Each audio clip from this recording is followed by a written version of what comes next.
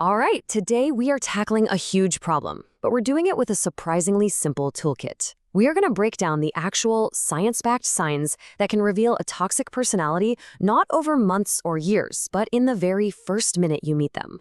So let's just start with a number that should really stop you in your tracks. Research out of Harvard shows that the average person wastes, get this, 4.5 years of their life in toxic relationships. Think about that. That is 4.5 years of your energy drained, your self-confidence just shattered, and your reality completely distorted. But here is the big question, right? What if all that wasted time wasn't inevitable? What if the warning signs were there from the very beginning, flashing like giant red lights, and you just needed to know what to look for? Well, the truth is, they are.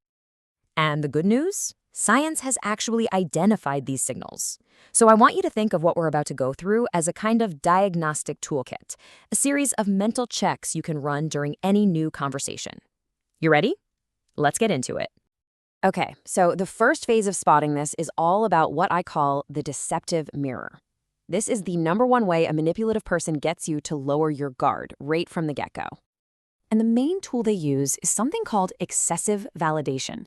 Now, this isn't just someone being nice or agreeable. No. This is a calculated strategy. They will agree with everything you say, no matter how small or even contradictory, to create this illusion that you found a soulmate. It's totally designed to make you think, wow, I finally met someone who just gets me. And you can see the difference so clearly here. A genuine person, they'll offer their own thoughts. They might say, that's an interesting point, but I kind of see it differently. But a manipulator, they just mirror you, often with this over-the-top excitement. They're not connecting with you, they're literally imitating you to shut down your critical thinking. And we've got the hard data to prove it. Research from the Journal of Personality and Social Psychology found that people with manipulative tendencies agreed with a complete stranger a staggering 86% of the time. Now, compare that to genuinely nice individuals who only agreed about 38% of the time. That huge gap? That's not a coincidence. It is absolutely a strategy. All right, let's move on to the next phase, because this is where it builds. Once they've got you a little disarmed, they start to test your defenses. And, even more creepily, they start trying to cut you off from your support system. This is a textbook example of what's known as preemptive character assassination. I mean, it sounds like a friendly, caring warning, doesn't it? They just plant this tiny little seed of doubt about someone you know, all while pretending they're just looking out for you. But let's be super clear here. This has zero to do with concern for you. The real goal is to poison your perception of anyone who might be an ally. See, by making you just a little bit suspicious of others, they make themselves seem like the only person you can really trust. It is a textbook isolation move. And you know what? It is frighteningly effective. Social psychology studies show this tactic increases distrust between you and that other person by an average of 47%. It is a seriously powerful tool for social sabotage. So after they've planted those seeds of doubt about other people, they turn their focus right back on you. And this isn't them being awkward. It's a very deliberate experiment. They're probing. They want to see just how much you'll let them get away with. They're looking for cracks in your armor. And this happens so fast. Behavioral researchers at UCLA found the toxic individuals start pushing boundaries, asking really invasive personal questions, maybe some unwelcome touching, within the first 7 minutes of meeting someone. To put that in perspective, most people spend at least the first half hour just setting up a normal, respectful conversation. And that brings us to phase 3, and this is where the self-obsession really starts to shine. If the first few signs were a little subtle, this one is usually as loud and clear as a foghorn. It is all about their absolute, unshakable need to be the center of the universe. Oh, we have all met this person, the conversation hijacker.